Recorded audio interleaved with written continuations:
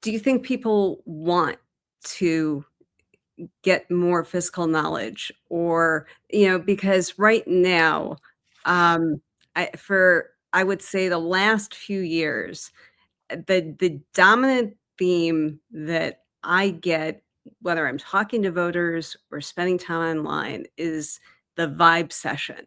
And this was under Biden, it's also under Trump.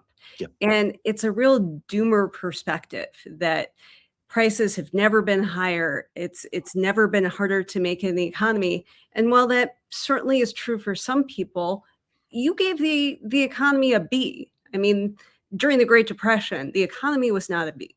No. So, is there? Obviously, you found an audience. You're breaking through to some people, but is that desire for people to really become fiscally knowledgeable? Is that out there? I think you're sort of saying when you're at a dinner party and you start talking about fiscal responsibility, people sort of look to the other side. And It we've used all, to be when I would talk about politics. Now, unfortunately, everybody wants to talk about it. yeah.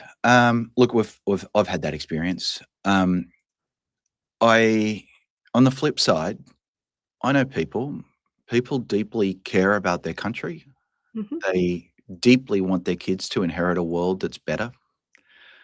And that's what we're talking about in very human terms, right? We can make it boring, debt to GDP ratios, blah, blah, blah.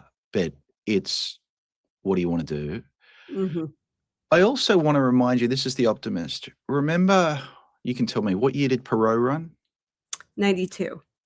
In 1992, 20% of Americans voted for a single issue candidate who was about moving us in a more fiscally responsible direction. Right. So there are ways of telling these stories. Maybe what we need is those big Perot flip charts. That'd be terrific, wouldn't it? The 30-minute infomercials, we'll go back to those days? I tell you what, if Ross Perot wants to fund you and I, we'll do them together, Rachel, Susan. Don't you think that'd be great? It would be a lot of fun for me.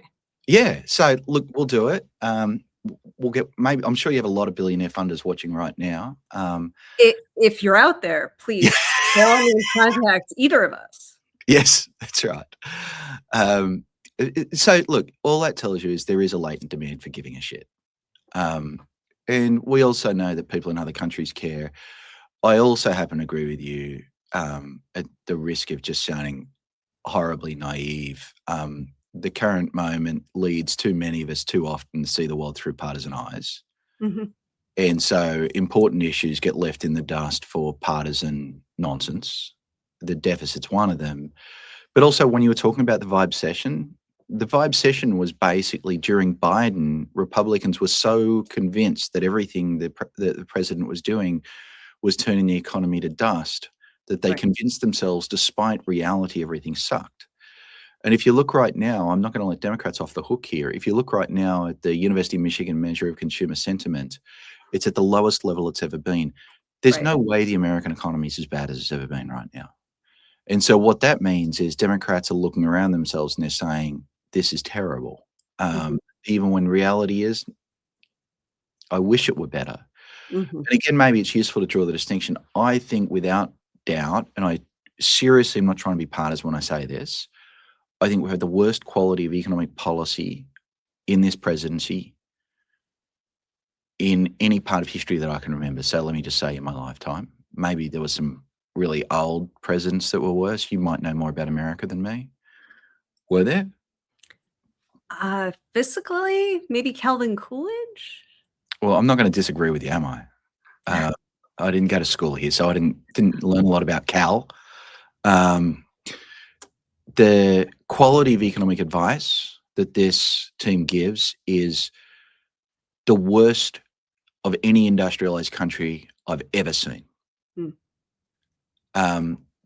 The qualities required to serve in this cabinet or to take a senior position appear to have very little to do with the ability to create policies that would be better for the American people, which would require things like humility, commitment to the data, deep understanding of the subject matter, and have a lot more to do with the president's personal interests.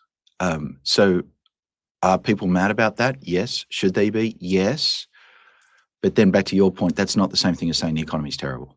Hmm. In fact, let me be radical for a moment, because I like to both tell the truth and upset people sometimes. This year will be the richest year in the richest country in the history of humanity. No one has ever had it as good, ever. And we should wake up and remind ourselves of that. It doesn't end policy debates, because the whole point of a policy debate is to say, but could we be better? Hmm. And I think we could. And I think it's a travesty that we're not. But what an amazing world we live in right now.